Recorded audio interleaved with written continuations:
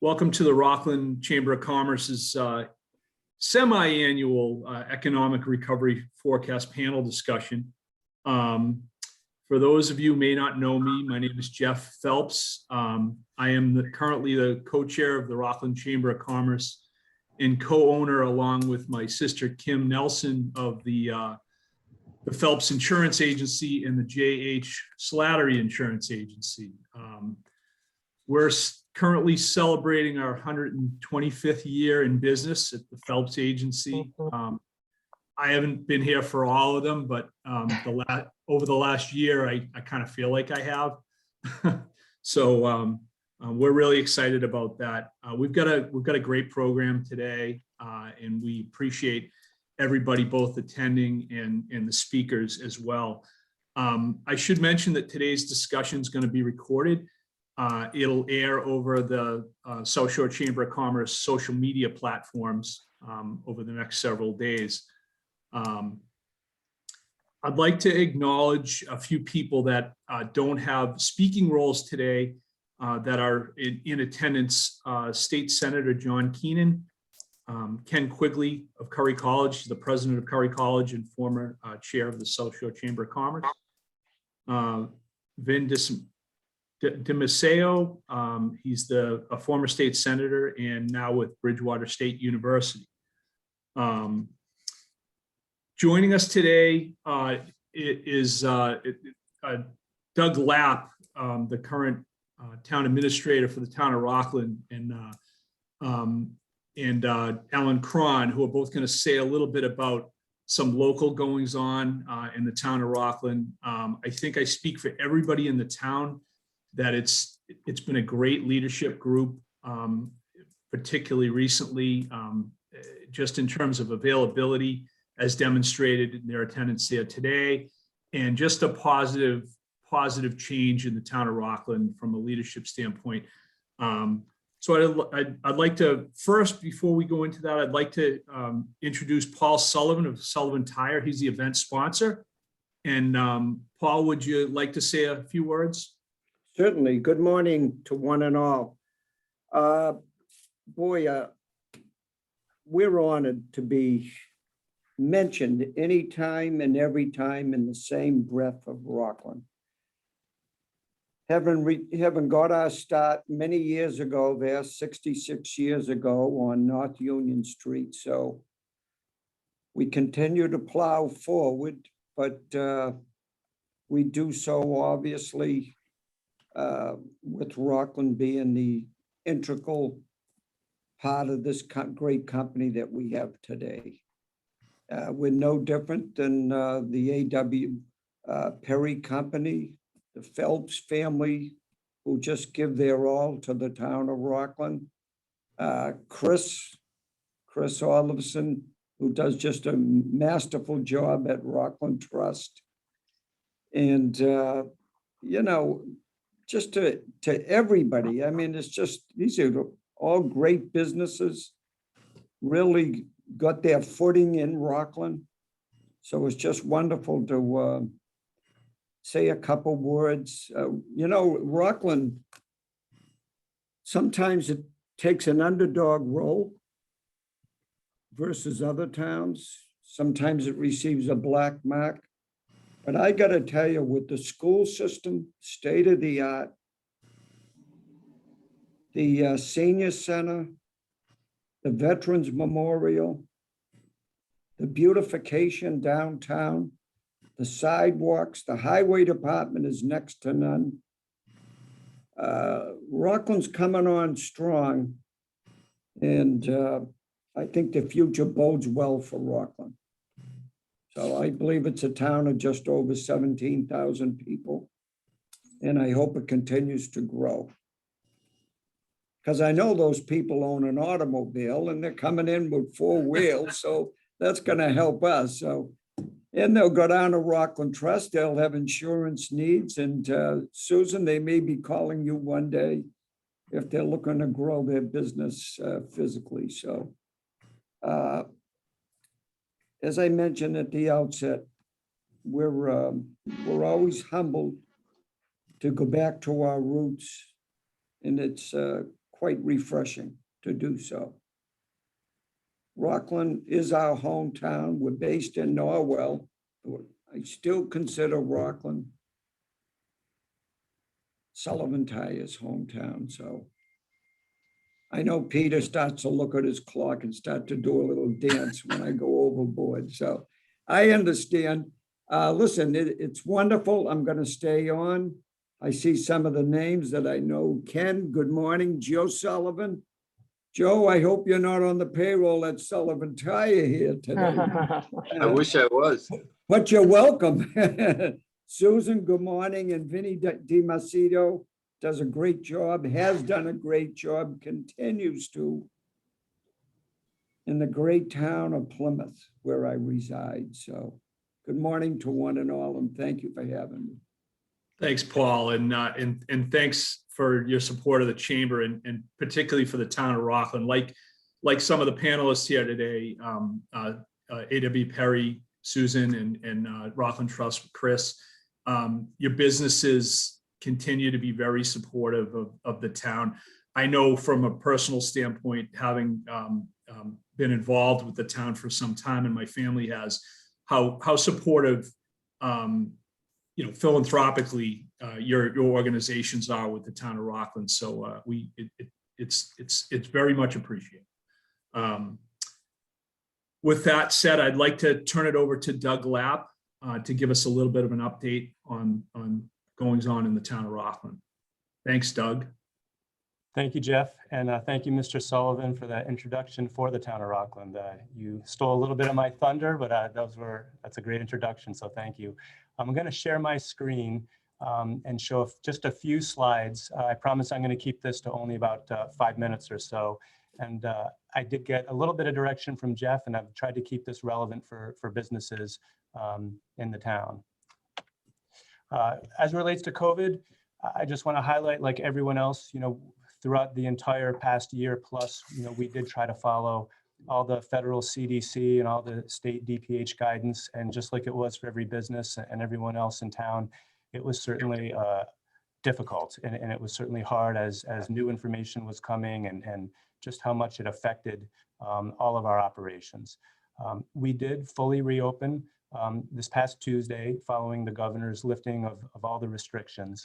And I think one of the major things that's going to change both for our operations and for the general public, as well as for businesses that might want to do business with the town, is as it relates to the open meeting law. So during COVID, everything went remote. All of our boards and committees, planning board, zoning board, et cetera, were fully remote. But once the governor's executive order expires on June 15th, unless there's any legislative changes, everything on a flick of a switch is going to have to go back to pre-pandemic rules. That means everything's going to go back in person.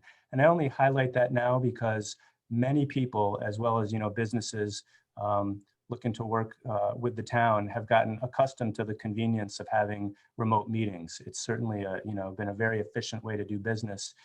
So it's going to be interesting to see if the legislature does enact any changes to allow any either temporary or permanent continuation of the flexibility with remote meetings. I know the governor has proposed some legislation. We'll see what the legislature does. I also just wanted to note, as it relates to COVID, that we are working with the state on a local rapid recovery plan. It's supposed to be tied to the impacts of COVID on businesses. And in Rockland, we're going to really be focusing on our Union Street area, especially on some of the physical changes that might need to occur along Union Street.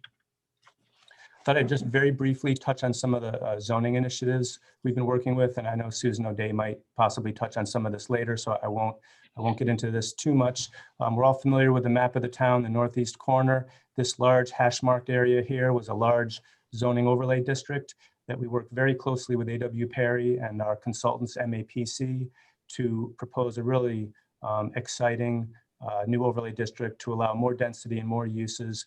We proposed that at our May 3rd annual town meeting, and unfortunately it failed, and it wasn't even close.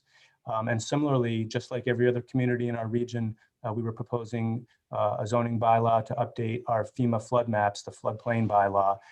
And at virtually every other town, it's a no-brainer. It passes without discussion unanimously. That also failed. That also was not close. And what I put down at the bottom is just my own personal opinion. What I think one of the reasons was both of these items failed was what I think was sort of conflating on the part of voters these particular bylaws with concerns that many in our community have about some large-scale 40B affordable housing projects and some of our water and sewer infrastructure constraints. And I think, unfortunately, those concerns got mixed up with some of the zoning. So that really is unfortunate. One thing I think might be interested for a lot of businesses in town and property owners is we have a couple billboard proposals. We have a billboard overlay district. Again, this is the northeast corner of town. That hash marked area is our zoning billboard overlay district, and it encompasses the highway and a little bit of land on each side of Route 3. We actually have two proposals. One is going to be on MassDOT land that they own off the edge of the pavement, but within their layout, they're leasing it to a private entity for purposes of a billboard. And then the other proposal is coming from privately owned land on the other side of the highway at the end of Accord Park Drive. And interestingly, our zoning bylaws only allow for one billboard in town. So we're going to have some kind of runoff to see which one the town is going to approve. So more information will follow on that soon, but obviously a billboard's a pretty high profile item. Next, I thought I would just briefly mention the electricity aggregation program that the town has had for the past couple of years, and it's up for renewal on December 31st. We work with a consultant named Good Energy, and the whole purpose of this is the town uses all of the electricity usage from everyone that participates in the entire town, businesses, residents, government buildings, and with that volume purchasing, Good Energy goes out to bid on behalf of the town. We lock in a fixed rate for 3 years, and it really does give us quite a bit of savings and predictability, and it avoids a lot of the price swings. And I just put in this graph to show this yellow line that goes up and down quite a bit. Those are the swings you get with the default utility national grid rate. And this straight line along the bottom is what you get with the town's aggregation rate. So you can see there are a couple of times briefly where our rate might be a little bit higher than the national grid rate based on the seasonality, but there's other times where there's substantial savings when we're below. And what happens is businesses and residents get solicited by other energy suppliers during these brief periods of time to say, oh, you're paying more, you should switch. But in the aggregate, it's actually quite a bit of savings, and anyone can opt out at any time. So I'd encourage any business, if you're not already in the aggregation program, to join, and there'll be quite a bit of outreach material coming up in the coming months. I also wanted to mention an exciting program that we're working with the state with mass development called the PACE program. That's the Property Assessed Clean Energy Program. Essentially, it's a way that can help businesses finance energy efficiency programs, insulation, HVAC, solar, et cetera. And the way the program works is if a business that's qualified is interested in doing any of these kinds of improvements, which are pretty expensive, they would apply to mass development for financing through the PACE program. If approved by mass development, then they work with the town and it gets financed through your tax bills as a betterment, just like it would with any other type of betterment. And I just listed a few of the types of eligible entities at the bottom: office buildings, hotels, restaurants, manufacturers, apartments, et cetera. So again, if anyone's looking at doing any of these types of projects, this is really, we think, the most efficient and lowest cost and easiest way to finance some of these types of projects. And again, it all goes through mass development, so there's quite a bit of rigor behind making sure things are done properly. And really just closing up, I think I'd just like to highlight that we are also working with MAPC, our regional planning agency, on what they call a first and last mile pilot program. So this is with transportation connections.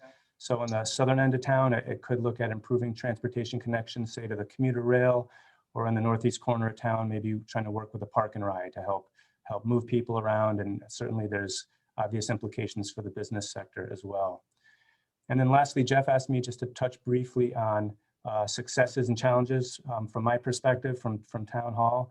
I would say successes would be, my main one is how we were able to get through COVID, how we were able to adapt both financially and operationally. And obviously Dr. Cron from the school department is here. That's our largest department, and obviously one of our most important departments. We work very closely together, and so I'm proud of how the town jointly was able to get through this crisis, maintaining our services throughout, having to adapt remotely and hybrid, and getting back to where we are today. And then lastly, with challenges, as I touched on earlier with some of the zoning issues, we're having a lot of concern in the community with affordable housing proposals and concern about some of the zoning we've proposed. I consider that a major challenge for us, and also infrastructure. Our water capacity is strained right now. Our sewer plant and our sewer collection system is old and in need of substantial upgrades, tens of millions of dollars. So water and sewer is really our significant challenge going forward. And with that, I will close. I want to thank everyone for inviting me here, and I'm certainly happy to answer any questions at any point in the future, if there are any. Thanks again. Thank you, Doug. Just as an aside, and I mentioned this earlier, but I don't know that we've in recent history had a more positive leadership group in the town with as much transparency as we currently have in the town of Rocklin. And I think that's important, especially in days of where people are very cynical about government in general. And I also don't know if we've ever had a situation where we've had such a close working relationship with the chamber and the business community as we do with the current leadership in the town. And Doug, I think you're a large part of that. And again, I thank you for that. So thank you. Thanks for joining us today as well. With that said, I'd like to turn it over to Dr. Alan Cron, the superintendent of the Rockland Public Schools. There's a lot of exciting stuff going on in the school system. You need to do nothing more than to drive through the downtown to see all the activity going on.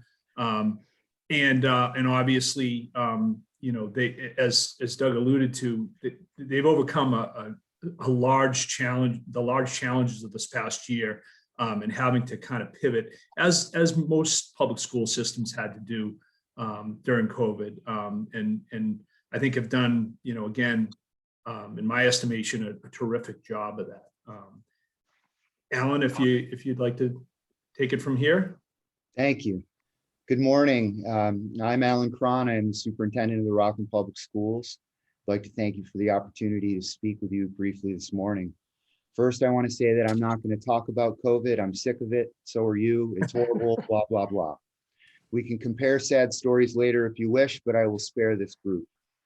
And because most of you attending this meeting are from the business community, I'll address our finances first.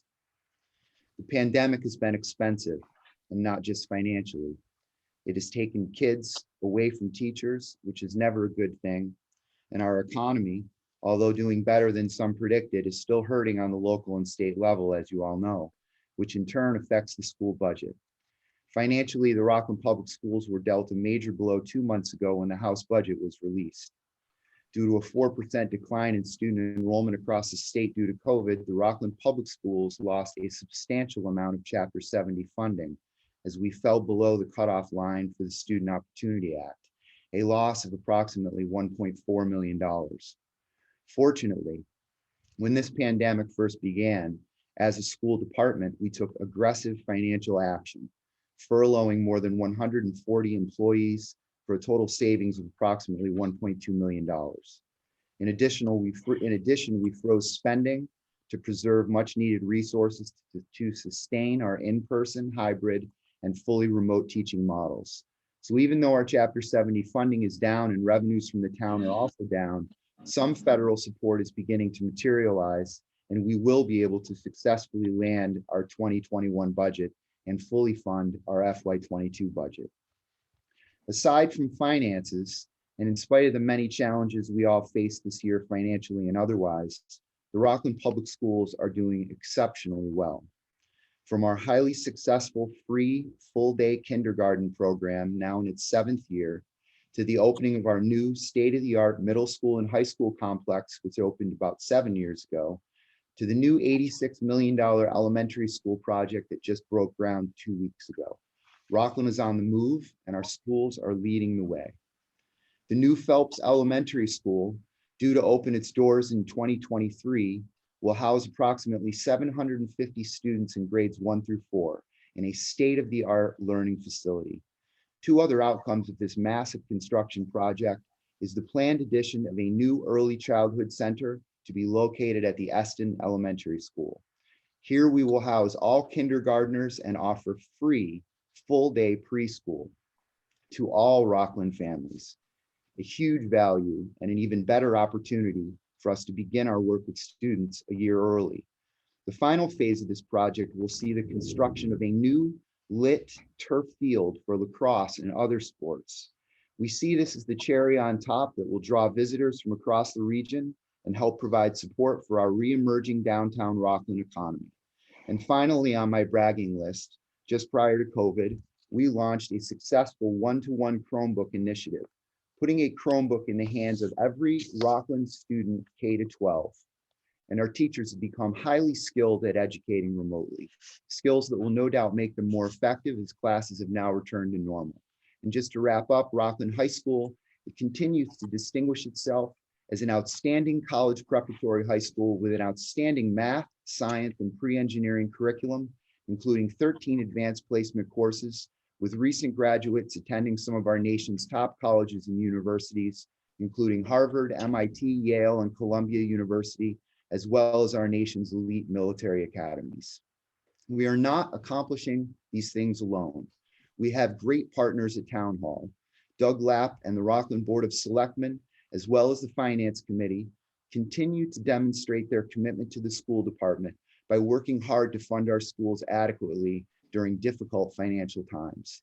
In addition, Rockland town leaders like Regina Quirk, Scott McKinley, and Dick Phelps continue to lead the charge to raise money for our schools through the Rockland Education Foundation, who generously raise money for scholarships for teachers and students, scholarships that result in experiences our students would otherwise go without.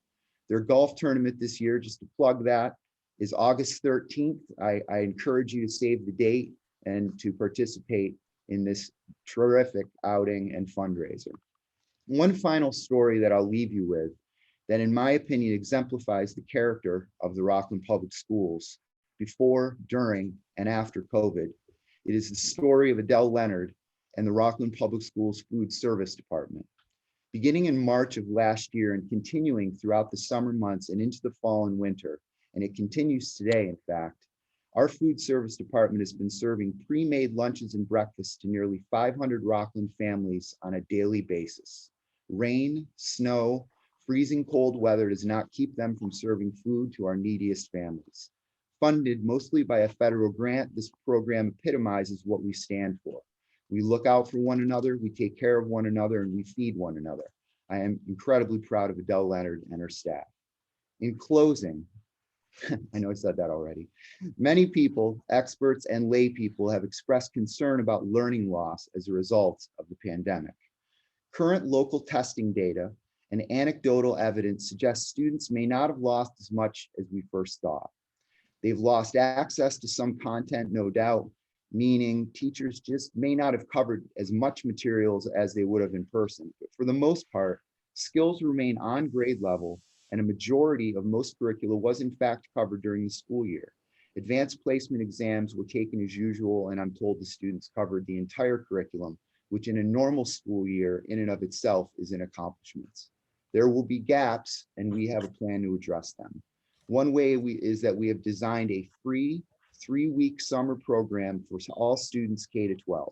For 3 weeks this summer, the last week in July and the first 2 weeks in August, Rockland students may attend a free theme-based summer program where we will reinforce math and ELA skills while enjoying some serious summer fun. Team building and activities designed to engage students' social emotional skills. We are pulling out all the stops to make this a great experience for our kids, and we are hoping this will give them a huge running start for the fall. I am extremely proud, if you cannot tell, of how the Rockland Public Schools and our students have navigated this pandemic. Financially, we've been extremely conservative and proactive, and as a result, we are fully prepared to close out this year's books and begin a new fiscal year on July 1st. Academically, our teachers were rock stars, connecting with students in new ways. We are thrilled to have been one of the first schools in the area to fully reopen for full-time in-person learning. I am grateful to our partners at Town Hall, especially Delshon Flip, our health agent, our police and fire department, and our parents and families. Thank you. You have given so much to make this school year a success in spite of the challenges. Rocklin is on the move, and thanks to the support of our friends at Town Hall and the rest of the community, our schools are leading the way. Thank you. Great, Alan. Thank you so much. That's exciting stuff. It's like I said earlier, positive, progressive leadership in the town is something to be very, very excited about for Rockland residents and businesses. So I thank you. I thank you for all your work and thanks for joining us this morning. Thank you for having me. With that said, we're going to get to the main part of the program. And again, as I alluded to earlier, this is kind of a new spin on it, on an old subject, which is basically, a tradition of economic forecast meetings that we've traditionally had at the Rockland Chamber. It's become kind of a little bit of a signature event, and particularly in light of the recent occurrences with the pandemic. We thought it would be a good idea to bring some of that back. The speakers, the panelists this morning should be no strangers to anybody in Rockland and in the region. And I'm going to give them each an opportunity to say a little bit. And if we have some time at the end, we're going to open it up for questions. First, we have Peter Forman, who's the CEO of the South Shore Chamber of Commerce. Batting second, I should say, is Susan O'Day, the current CEO of A.W. Perry. Again, A.W. Perry has been a terrific friend to the town of Rockland. I can't say enough about what they've done. And then we have Chris Oddleifson, the CEO of Rockland Trust, and once again, a great partner and a friend to the town. With that said, Peter, we're going to ask you to kick it off, and we'll take it from there. Thank you. Thanks, Jeff, and the Rockland Chamber is doing a great job, and we continue to watch, trying to read the tea leaves of how COVID is changing the economy. And for us, it's more of how will it change the region and our towns. You cannot really separate the health of our communities from the health of our economy and businesses. We're not sure exactly how all of this shakes out, but we do know there's going to be a lot of change coming, both for individual businesses and how they operate, and for the regions. From all the work we've seen, the meetings and discussions I've had nationally and with people in Boston, talking to people like Susan and Chris, as we try to read the tea leaves, I think that there's great opportunity for the suburbs that's coming up. I think this is not just because of COVID, but the Boston housing market and the natural generational aging of people in Boston who were hitting late 20s, early 30s, beginning to look at moving out into the suburbs, I think is being accelerated. So that means that suburbs are going to have greater opportunity to attract talent and new residents. But I also think that the change in how people work and how companies are organizing themselves is going to create a little bit more pressure on suburban communities and suburban regions to up their game and be a little bit more competitive in trying to attract both people and businesses to the area. So upside for us, but a little bit of threat. We have at least two large challenges that tie into the conversation today as we look to the region's economic future. One is talent and getting people. And for us, that is a housing issue. There is going to be movement out of the cities. That movement is going to accelerate a little bit, in my belief.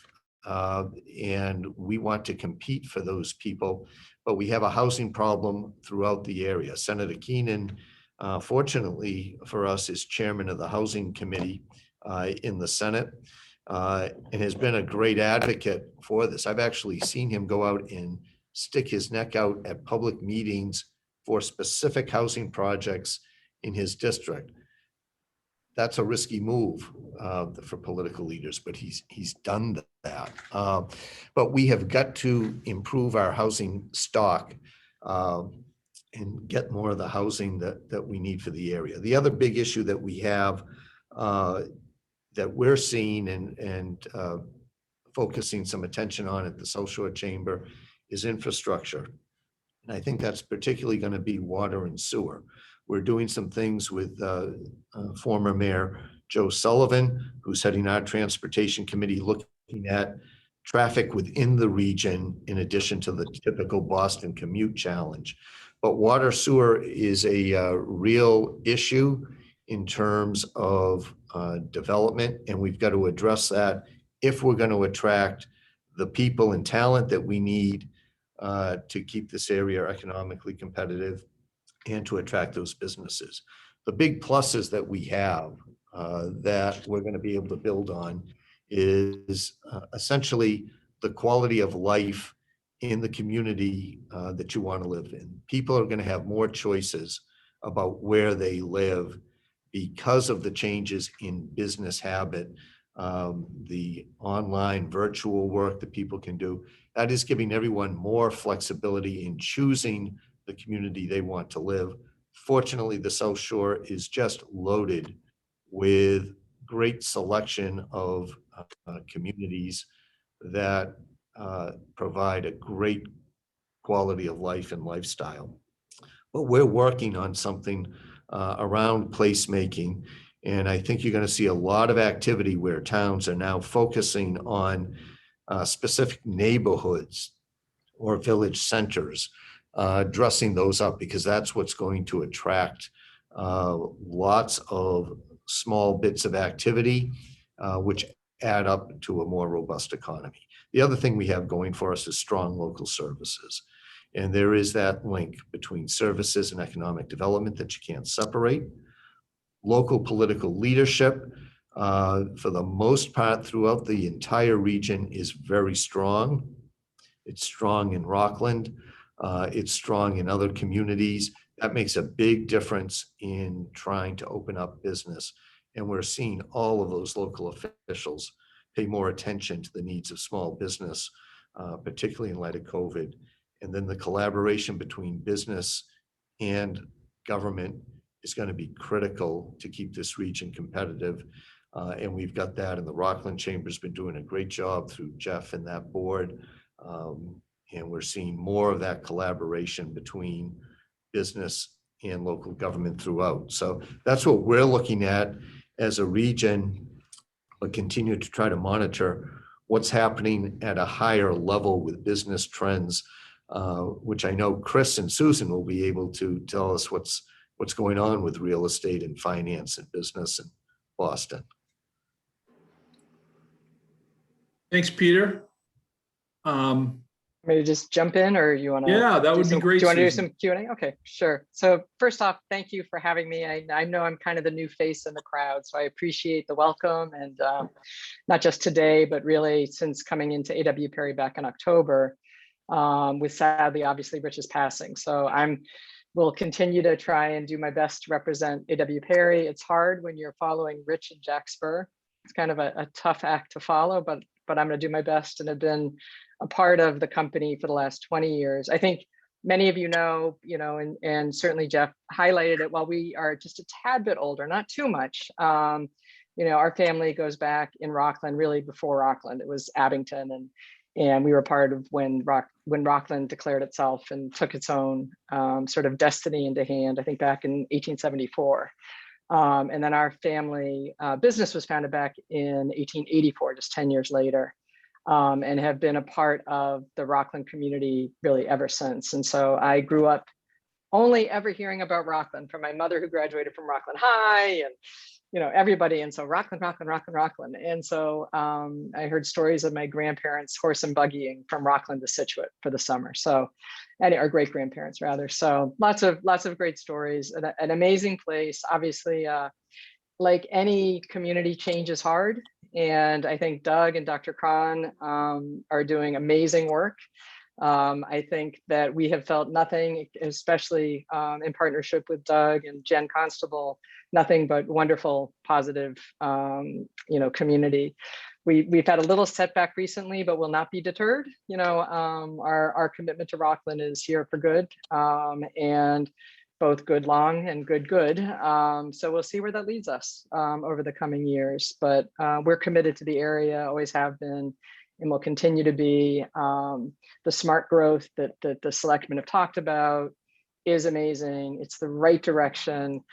We know from a business standpoint, it will drive growth. It will only help in driving development and everything from, if you just look at it financially, property values and income and so on. So it is, and I know it's about more than that, obviously, but since we're talking about the business community, so we're optimistic, a little frustrated, but optimistic, and look forward to continued partnership.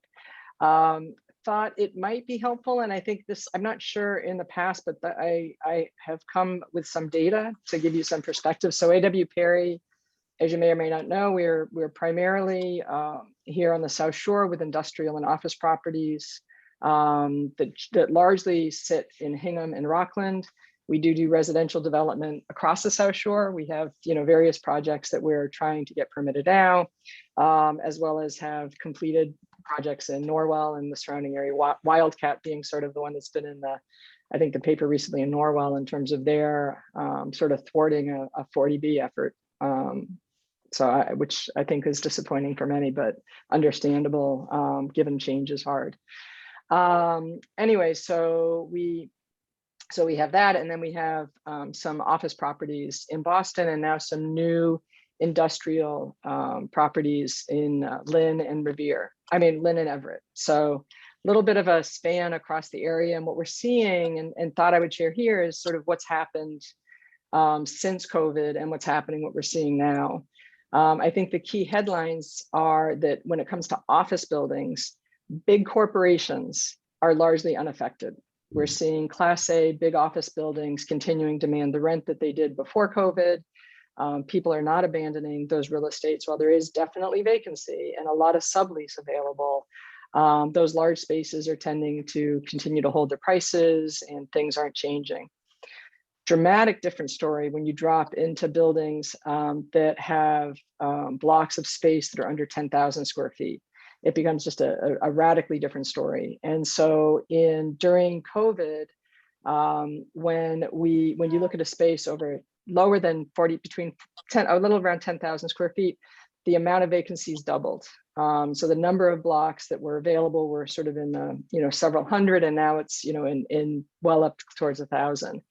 And when you look at space in the city under 2,500 square feet, so sort of private suites, large private suites and small offices, are under 300% increase in vacancy. And so what we've seen through COVID is smaller businesses who maybe had more flexibility, didn't have the balance sheet to really survive and strengthen during this period, have put their spaces up for sublease, or have not renewed their leases across the city. I think that does speak for opportunity in the South Shore. I think those are the businesses that have built the South Shore. As Peter always likes to share, the entrepreneurs that didn't want to deal with the city came out to the South Shore and built really thriving businesses here. And I think that is a little bit of what's happening, and could be a really good story for Rockland if those folks who left the city want to stay and continue to come down, looking for more settled, again, smaller office space, not large scale development. Lab space, I think you all read the paper as much as I do, and just giving you the data, there was no impact whatsoever of COVID during lab space. Things stayed stable. There's basically zero vacancy or 0 to 2% vacancy. And much of the lab space growth is west and north of the city, not so much south yet. And some of that is the infrastructure issues that Peter spoke about. Some of it is talent. And so there hasn't really been a big move yet of labs south. Again, Braintree has some open developments that we're hopeful to see maybe take off, which would then have a cascading effect, hopefully further south. We obviously are always trying to pursue expanding labs or medical and pharmaceutical businesses beyond EMD Serona, which is an important business in the area. So labs, largely unaffected.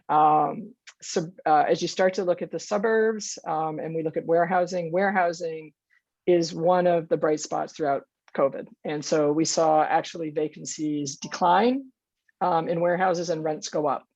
And so not in the South Shore, but in Boston. So in Boston, rents went up almost 25% for warehouse space during COVID. A lot of that is the phenomenon of supporting of this lab space. So when you have lab space, you have all these new suppliers and supply chain that comes into the area, as well as obviously e-commerce, which has been, just taken off throughout this period. Again, South Shore, fairly stable, not about 1% increase in vacancy in warehouses down here, increase in vacancies through COVID. So not a huge impact. Rents and leases have stayed fairly flat through the period. We've seen, depending on the property, depending on the location, a little bit up, a little bit down, but no radical change in that for the South Shore, which is good both for tenants as well as obviously for as a landlord, that we're not seeing huge price erosion. So that's sort of a drive-by of what's happening. Housing story that Peter mentioned obviously is a big story around talent. In order to bring folks in, we are seeing, I think across the region, had a little bit of headwinds from towns. Some towns are more open to others. They're all afraid of large apartment complexes, or many are. We did hear, and I know Doug, about the town manager in Situate speak recently, and I thought philosophically his attitude was something that was good. Is look, you try and make sure we're doing the right thing for the town, but as it becomes obvious what's going to happen, you start to really embrace and help make it good. And I think that is, and I think I don't envy you, Doug, and your job, and what you have to do as we move through this change. But housing is an issue. Affordable housing is a concern for all of us from an economic standpoint, and we look forward to hopefully being a part of that solution over time. So I've gone over my time, so I think I should cede to Chris, and then if there's Q&As, I'm happy to jump in on other topics. Thanks, Susan. I do have one kind of follow-up. You mentioned, that there really hasn't been a dramatic, decrease in vacancies, or increase in vacancies and decrease in rents. Where do you see this going down the road? And I judge from, clients of mine who are now working at home, some of which may continue to work at home, and I think of maybe, again, higher rent in the city or closer to the city. And as the terms of the leases come up, do you see that some of them may be looking to make changes in terms of their workforce? And I think so we'll just kind of start in the center and then work out. And so within Boston, and I want to make sure we have seen some rent impact on the B buildings. And so there's a lot of vacancy in those Class B, sort of the classic 5-6 story buildings in the city. And so those are, the smaller suites, very vacant. So it's a lot of issues there. That rent, it's hard to imagine that those rents aren't going to get depressed more, right? It's just, it's hard to see that that's not going to happen. That will create an opportunity, fortunately or unfortunately, depending again on your perspective, for people to come back into the city, smaller businesses more economically, if they want to be in the city, maybe near their tenants or their clients or near some of the innovation centers. So that sort of is a draw away from the suburbs. But as Peter mentioned, there's equally as a draw in, as we sort of are the data we just recently, we did a survey, and there's lots out there, 60 to 70% of all employees want to have some work at home, whether that's full-time or part-time. That's obviously an individual and employer by employer discussion. And that then has the opposite effect. And so you will see the desire, whether it's work share space, a la work bar, I'll use the evil WeWork, but that type of space starting to emerge more frequently in suburbs. We certainly are seeing that on the South Shore in a couple places, and we've helped Work Bar find a couple leases that they're using now to open this sort of shared space, or whether it's more office condos, sort of smaller type offices for these businesses, because it is hard to work from home. We all know it. And so we've all sort of run into these open floor plan homes, and now it's like, oh my God, where can I hide? I had a conference with someone the other day And they were in like a child's bedroom or something. So it's like, okay, now that Dr. Cron has them back in school. Anyway, so we'll see. So I do think there'll be upward pressure, but I don't think it's going to be dramatic in the short term because there's this dynamic of smaller space. Now for large office space and large development, very expensive spaces because of these infrastructure issues. And so the cost to build out here in the South Shore, while it has always been competitive because the land value is more competitive, the infrastructure costs now are starting to overwhelm any benefit you had on the land side. And so that's an issue. And so as you think about large companies coming into the South Shore, that's something we really have to watch and figure out how do we partner with businesses to bring them into the South Shore when there's a major infrastructure investment that has to take place. I think that's something we need to partner with the towns, the state, the region, to think about how do we create infrastructure that can be shared and mitigate the burden on an individual project, because it will become prohibitive. Thank you very much. Yeah, it's funny. I mean, just personally speaking, like I had wondered about the idea of people wanting to, congregate in kind of close proximity to one another, but you need to do nothing more than to go out this past weekend to see that Right. that doesn't seem to be a big concern of people's Right. any longer. So We sort of see, and I'm sure everybody is, sort of people who are very conservative and people who are in terms of wanting to wear masks, and then others that are like wide open. And so we have a real estate broker firm. And so we have to deal with our customers, obviously, wearing masks as we come through the buildings. And then when they get in the spaces, they take them all off. And so it's a really fascinating dynamic we're in right now. absolutely. Next up, Chris, if you would say a few words for us, I'd appreciate it. Sure. Thank you. Thank you, Jeff. So first of all, it's great to see everybody. It's been a long time. Some of you I've not even seen on Zoom in a while. So great to be here. Also want to sort of mention that I probably wouldn't be here speaking today if it wasn't for Susan's family back in 1907. A.W. Perry was one of the founding families of Rockland Trust way back 114 years ago. So You can do that math fast. You had to really do that math. Right. So thank you to A.W. Perry, and it's been a wonderful opportunity. And Rockland Trust has really thrived since 1907. Today, I'd like to just spend a little bit of time maybe talking a little bit about the economy. I'd like to the economic activity, maybe a little inflation, the labor, and like to touch upon housing, such an important topic. I said I'd like to interweave some Rockland Trust perspective and experience and so on. So why don't I run through a few things, and then we can get to some Q&A. A lot of what I'm going to say is probably everybody's feeling and seeing and observing and reading about, but just to highlight a few things. I mean, economic growth is really ramped up. Fourth quarter in 2020, I think it was a little over 4%. It was almost 5% in Massachusetts. And in the first quarter, the national GNP even grew fast, that over 6%. And really, this is all driven by consumers. Consumers are just sitting on a pile of cash. And analysts sort of anticipated a large surge in consumer spending, and we've seen that, and it's going to continue. So really, anything consumer driven is just red hot. I mean, so when we talk to our customers across Rockland Trust, most small businesses are really optimistic. They're seeing increased revenues. Anything consumer is up. Motorcycle sales, by the way, are up 38%, best year in decades. Trades are super busy.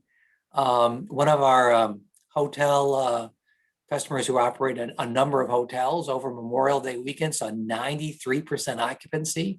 I mean, it's impressive. The sort of the fly in the ointment, of course, is the supply chain and wholesale. Big challenges in the wholesale markets.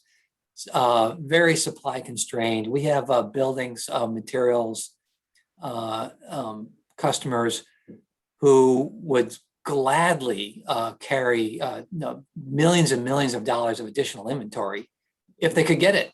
And they just can't. Prices are ramping up.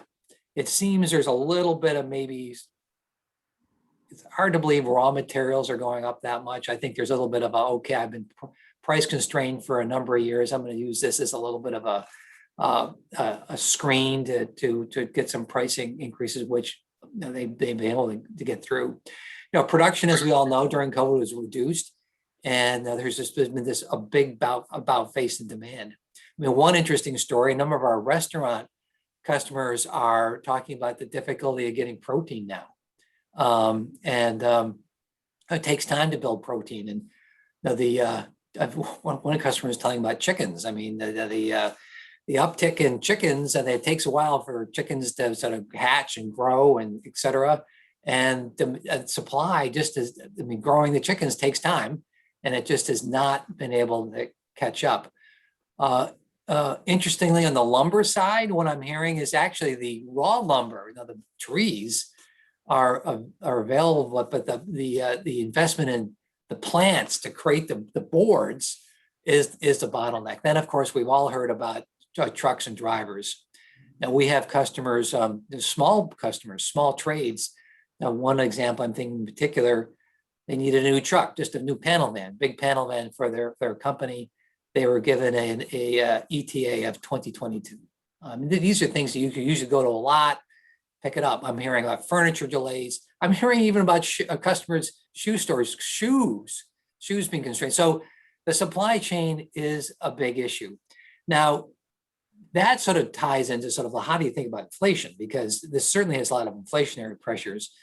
And the Fed, if you've read, says, listen, all this inflationary pressure we're feeling really is temporary, because it's taken a while for production to ramp up.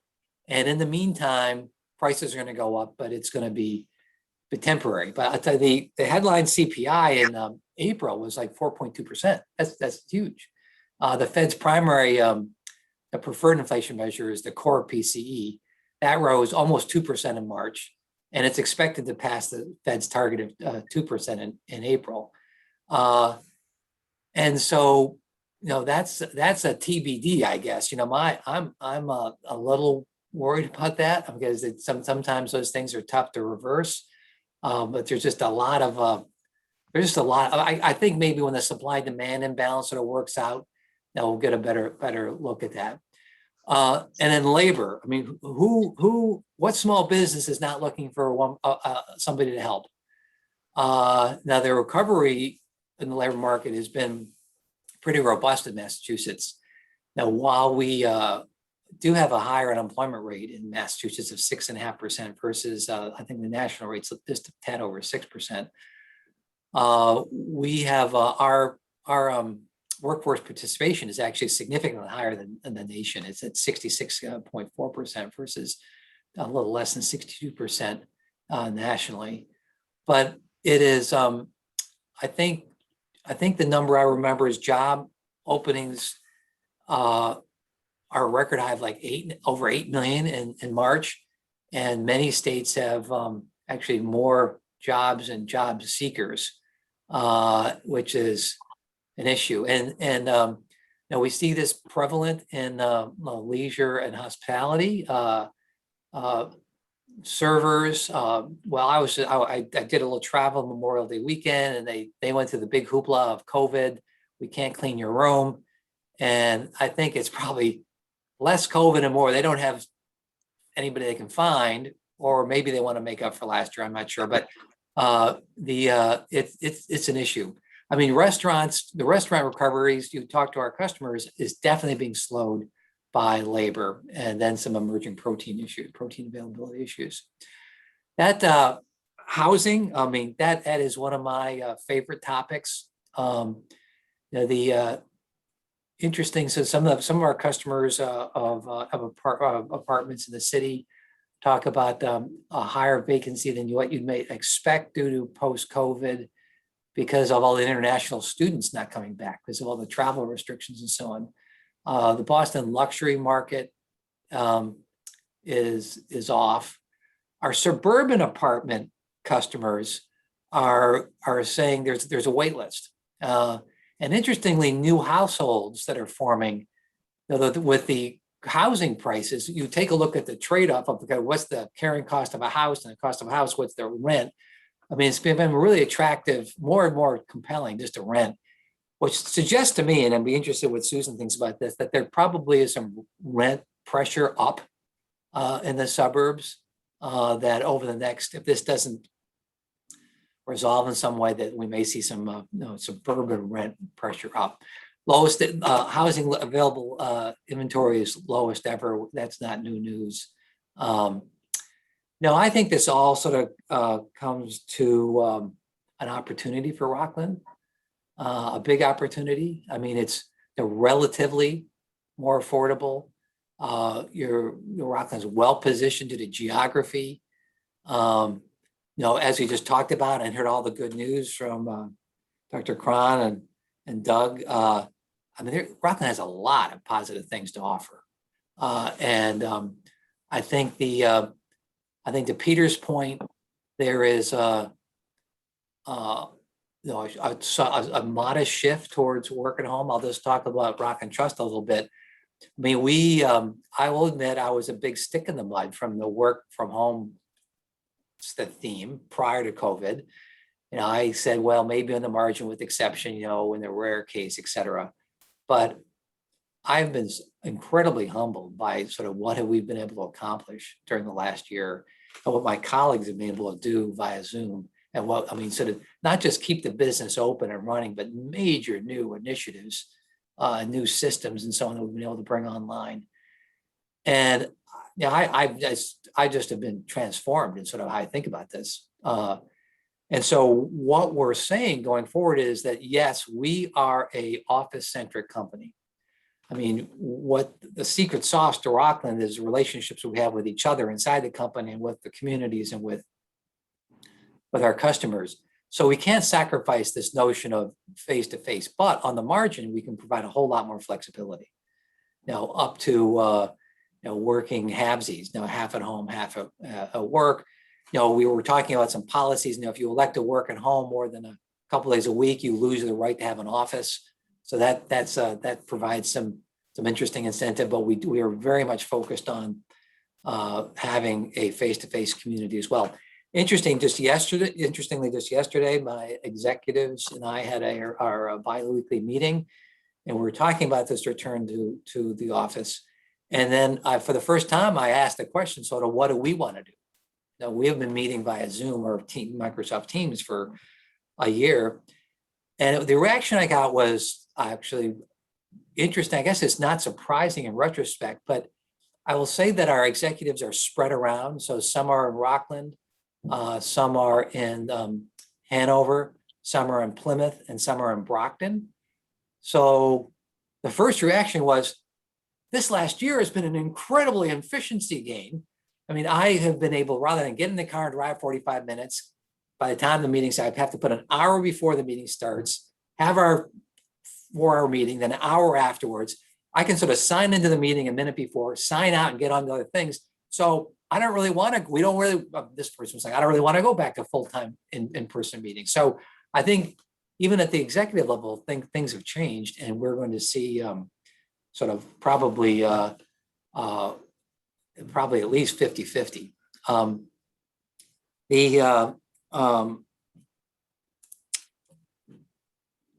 I will, let's see, what else do I want to say? I will say just a business, on the business front, our loan pipeline has at a near all-time high.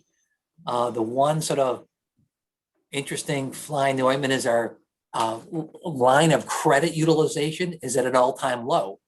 And you say, well, why is that the case? Well, I can point to PPP and lack of opportunity to increase your inventory, to buy inventory.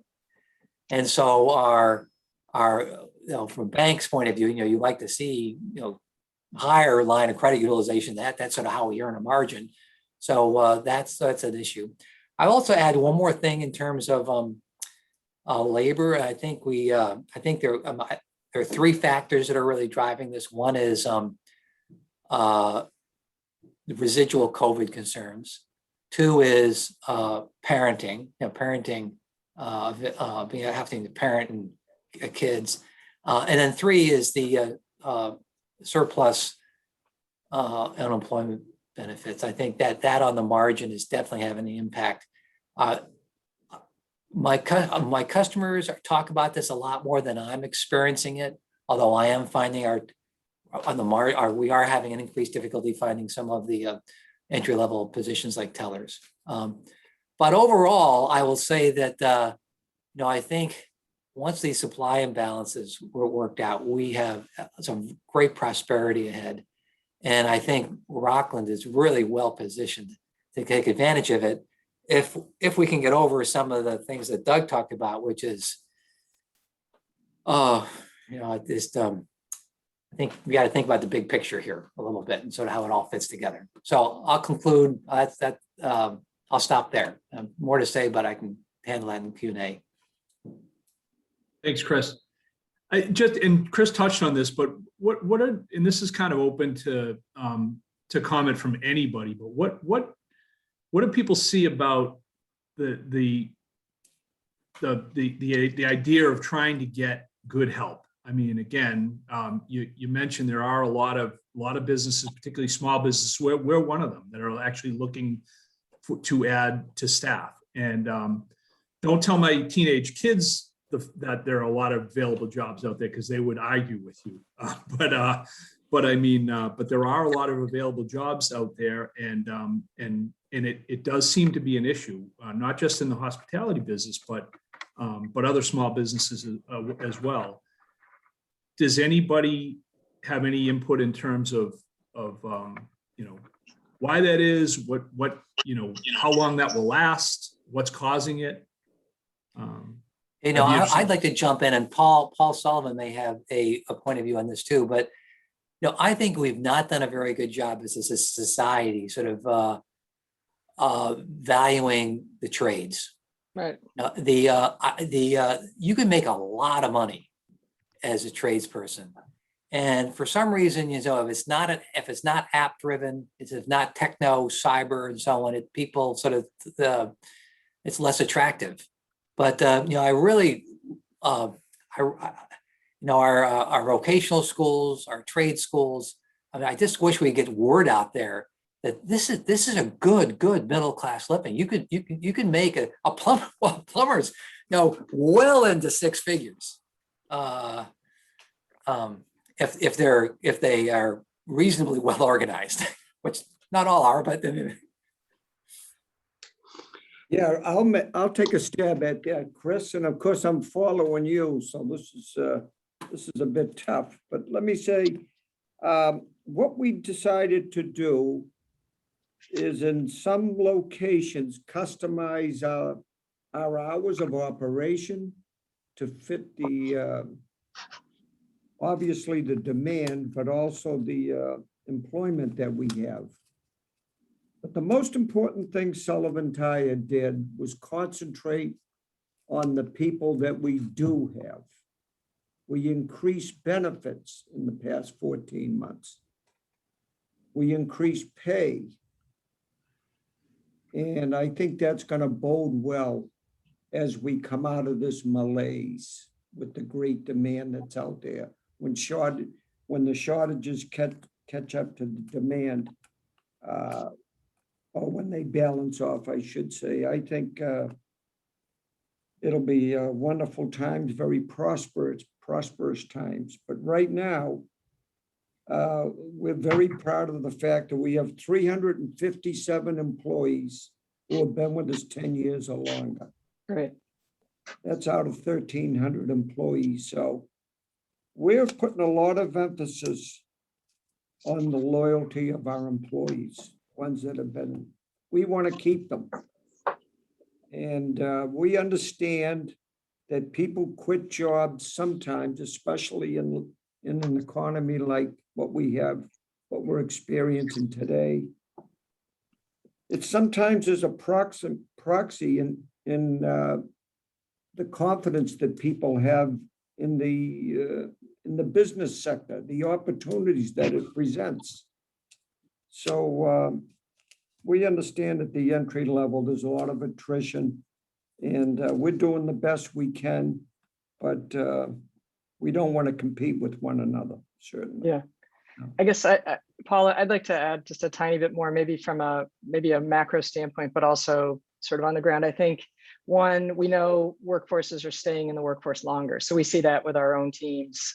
People who maybe had thought about retiring are saying, you know, there's so much uncertainty, I'm going to stick with this. And so I think that has some impact. The other thing, I think, particularly as trades folks, the reality is automation swept through so much of this in the last 10, 15 years, but it's hit a wall, right? At the end of the day, it's very expensive to throw capital at automation of many of these trades. And what's happening is you're seeing that automation focus now going towards knowledge workers. And so lawyers, you know, doctors, et cetera. And so a lot of that money in VC markets and elsewhere are going towards information, not towards capital to improve, to automate. And so, which is a good thing. I mean, because it's a way you now don't have sort of this craziness going on. And so from an education standpoint, from an employment standpoint, you know, now it's about how do we do work the best quality we can, you know, with the best people and so on. And it's not with people having to look over their shoulder every minute about automation is going to take my physical job. And so a lot of these folks, we really need to, again, encourage coming into the workforce. It is a good living. We face the same thing. We're much smaller, but about half our team obviously are the folks on the ground, you know, supporting our tenants. And we're blessed with a long workforce, but we see it in the trades that we're hiring slower turnaround. You know, they're getting frustrated. They're not able to meet the deadlines that we need because they just don't have the people to meet them. And so I would just add that sort of as a little bit of a macro perspective. Mhm. I'd like to just add a little factoid about Susan that we didn't talk about today, just to add sort of the perch from which Susan sort of just described is as the former chief information officer of Disney and Bristol, was it Bristol Myers Squibb, Susan? Mm-hmm. Right. Yeah. So, and you have had sort of a international sort of view of this topic. So big. So thank you. That was very No, my insightful. pleasure. Yeah. Yeah. Yeah. Thank you. So at this time, I'd like to kind of open things up to questions. Any questions that anybody has for any of the panelists? Jeff? If I could, Senator Keenan, I actually have two questions for Alan and then Senator Keenan. But Senator Keenan has been working on a legislative committee looking at business recovery and COVID. And I'd be interested if he has any thoughts about whether he's hearing or seeing things different than what we're seeing. And I think a lot of change is going to be small change, not wholesale change hitting us all at once. I'd be interested if Alan has started to see any change in enrollment at the schools and who's coming into town. And I'll throw it open to whoever recovers first from being caught off guard with a question. Yes, I'll jump in. Good morning, everybody. It's great to be here, and thanks for the information. It's been really, really insightful and valuable. And it just, in a lot of ways, gives a local reinforcement to what we have been hearing statewide in response to Peter's question. The same issues are slightly different by region across the state, but are prevalent all across the state. And we are hearing more and more about workforce issues. And I think it was Chris who had mentioned, you know, the various causes that he sees relative to workforce issues. And that's what we're hearing as well. In terms of workforce and relative to the issue of labor, interesting observations about the trades. I happen to agree where there's more focus within state government on our vocational programs. And we've got some great vocational programs throughout the South Shore area, but there's been a renewed focus on that. But while that's happening as well, interestingly, and Peter was talking about a Reimagining Massachusetts committee that we have. We heard from those folks in higher education what they're doing to continue to try to draw people towards higher education, where they're starting to offer credits to students while in high school, with the idea of moving them to a community college or into a four-year program with those credits already in hand.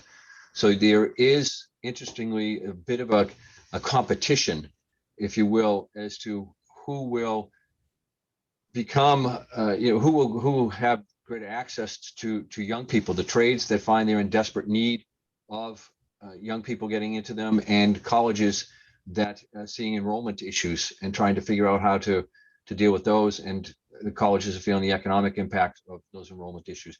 Just as an anecdote, I don't know if you've seen, but if you're out and about, you'll see buses, MBTA buses driving throughout the region with advertisements for local 12 plumbers and pipe fitters. I don't ever recall that in my many years in government, and certainly growing up in this area. I don't recall seeing that. So we have this competition for young people.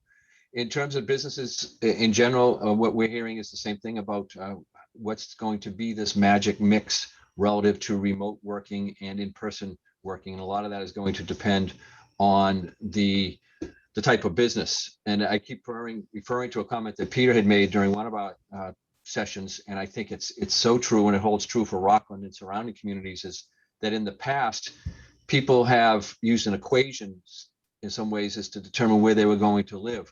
How far out will they go from the job center to get as much housing as they can at as competitive a price as they can, while still being able to live with that commute? With the ability to work remotely, that equation is changing and is putting I think a renewed focus on communities like Rockland and how they will adapt to that. How will they welcome people that are going to be in their community a greater amount of time during the course of a week, because they may be working remotely from home 1 or 2 days. And will they go to Union Street to hop into a sandwich shop to bring something back? Will they look to have a small space outside of their home, but local, so they don't have to deal with the commute? And will they have to provide, more aesthetic, more passive recreation areas and more sidewalks, even those types of things? So it's going to be a really fascinating issue. And then going to the core of it all, housing is just incredible. I've got a 27-year-old son who would love to get into the housing market. And I live in a neighborhood in Quincy, 5,000 square foot lots, 50-foot frontage, mostly all house on the lot. And there's a home next to me that just went on the market for $650,000, a Cape style home. And that is likely underpriced and will be subject to a bidding war. And a little bit bigger of a house, but not a large house by any means, down the street, $865,000.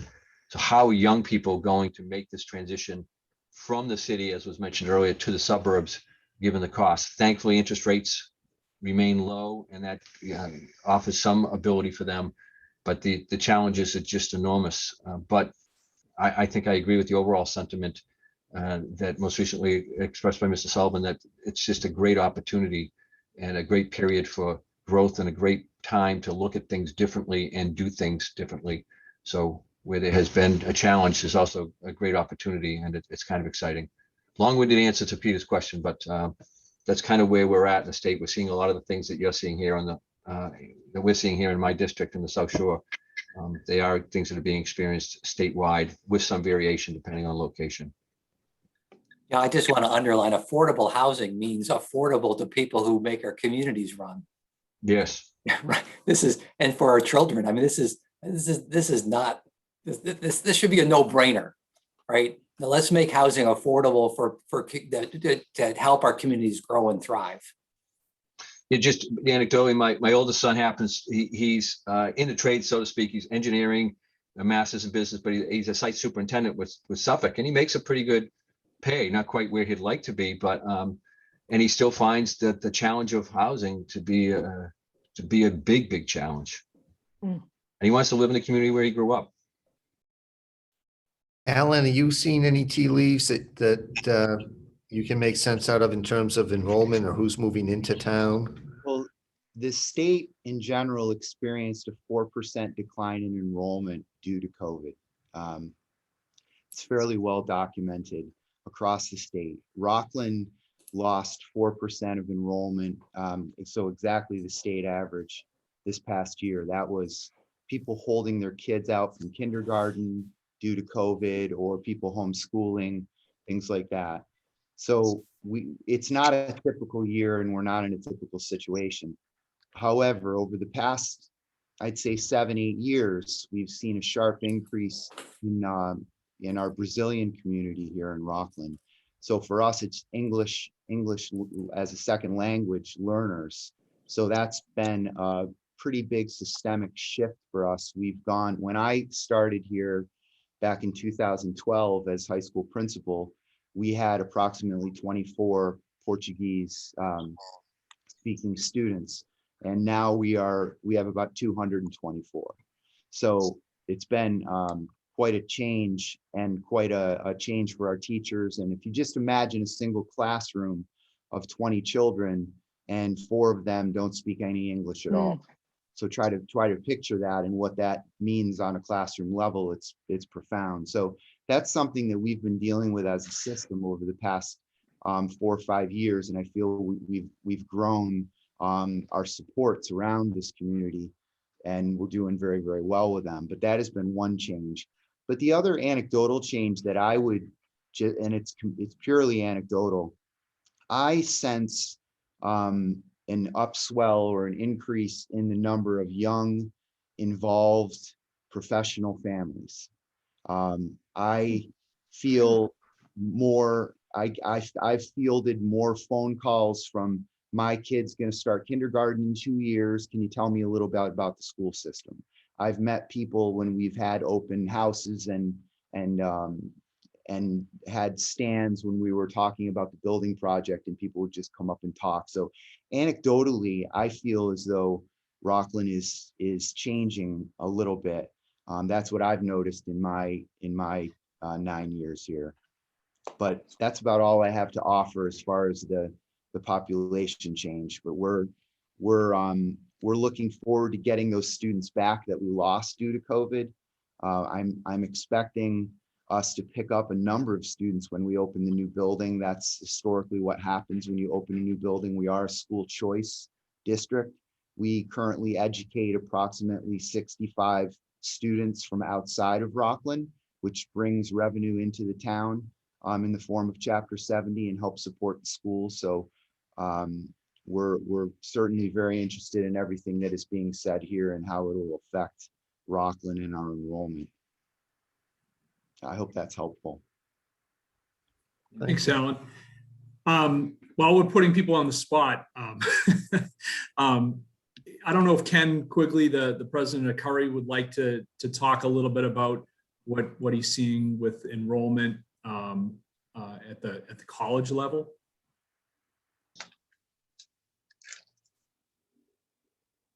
Ken, are you with us? Ken just left the meeting. I happen to see that. Okay. Is Vinny here? Is Vinny still on from Bridgewater College, Bridgewater State University? Yes, I am, Peter. How you doing? Good. Are you plugged in enough to enrollment numbers at the college to get a sense of what's going on?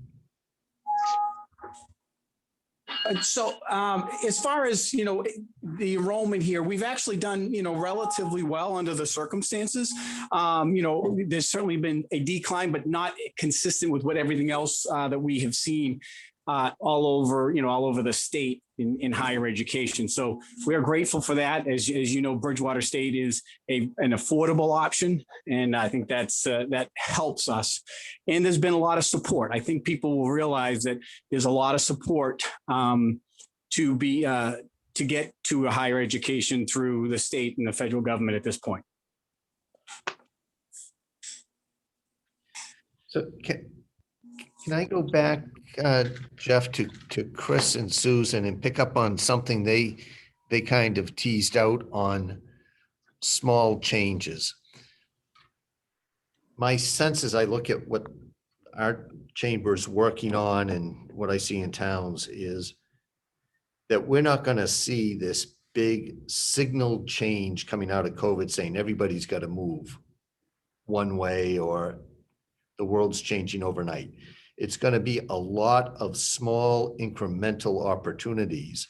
And if the suburbs don't spot those, and I think spotting those opportunities is as big a challenge as anything. If you don't spot those small opportunities and make those small adjustments to take advantage, you're going to lose out on the big trends and big gains 5 years down the road in terms of economic competitiveness, services, and quality of life.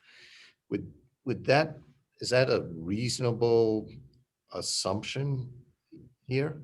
When I look at movement to the suburbs, I'm not looking at a mass exodus like we had in the 70s. I'm thinking Right. incremental increase in movement, but that incremental adjustment can pay off big dividends Right. for the suburbs. I think just the nature of suburbs, that's right. I mean, I was sort of making notes earlier to myself, sort of saying transformational versus incremental. So it was really interesting that you raised that point, because I think when you're like in the Seaport or in these large areas in downtown Boston, you can come in and make transformational change. You can go in and say, we're now going to reposition this whole thing to something different, and people will follow us. And over a 10-year period, 15-year period, you have a whole new city, basically. I think by definition within the suburbs, you can't do that. You can do that in little neighborhoods, you can do that in sections, you can do that through zoning changes, but it is all, everything has to be almost by definition an incremental change. And so how do you embrace that? And I think your point about how do people see that, what are the instrumentation or the monitoring we need to do to see it, both as business leaders, and more importantly, how does Doug, the selectman, and the team that's responsible for Rocklin, how do they sort of channel that and help educate the town to that? I think that's hugely profound, Peter. I actually picked that from something you said, so it wasn't that profound at my end. No, It was something you said about. I never know what I say, so you never know. We have it It's all a recorded. big guess. Yeah. We'll send you the recording. No, I think it's really smart. Yeah. Of you. Yeah, I'll quickly add that, what, just from the lens of, I want to create a work environment in which I have a lot of talented, happy people on the team. And talented, happy people are human. And we have to sort of ask ourselves, some of the things that humans value, and they valued over a long period of time: relationships, family, economic certainty, sort of stability, safety. And if you think about that through that lens, in the context of now what we've seen as possible, I think you then can begin to think about some of the shifts. So now my getting out of the stuck in the mud mode on work at home, and thinking about how that sort of interfaces. I think then towns and suburbs sort of need to think about, they're just going to be on the margin, more people around. How do we attract them to us? And it's not new or transformational, Peter. It's stuff you talked about 10 years ago in terms of building places. Building place. That's not a new concept. Sort of how it forms, what it looks like, and getting there is hard. We are not sort of like, this is not the Uber, right? We're not transforming. We're not completely decimating how humans want to live and creating a new way. We're not decimating the taxi industry to create Ubers. We're not. So let's remember the fundamentals too. Okay, in the interest of everybody's time, I'm going to start to wind things down. If anybody has any questions, certainly you're welcome to ask those at this time. Otherwise, I'd like to thank our panelists today. I think there's been some really, really good dialogue. If I could take anything away from it, obviously we've got some challenges ahead of us, but there are reasons to be optimistic. Again, it seems like we're finally getting to the end of this thing. And now we've just got to do our best to kind of pull ourselves out of it. I want to thank Doug Lapp, the town administrator for the town of Rocklin, and Alan Cron. Dr. Alan Cron is superintendent of schools in Rocklin. Again, like at the regional and the state level, Rocklin has a lot to be positive about. Just want to put in a final plug for the Rockland Chamber. We are looking for members. We're looking for board members. Anybody who's interested at all, please contact myself, Tom Banks, or Eric Dykeman. Thanks to Eric again for putting this together and helping with most of the grunt work. And Peter, of course, at the South Shore Chamber. Again, want to thank everybody for joining, and have a great rest of the week. Thank you very much. Good to see you all. You well. Take Have a care. great day.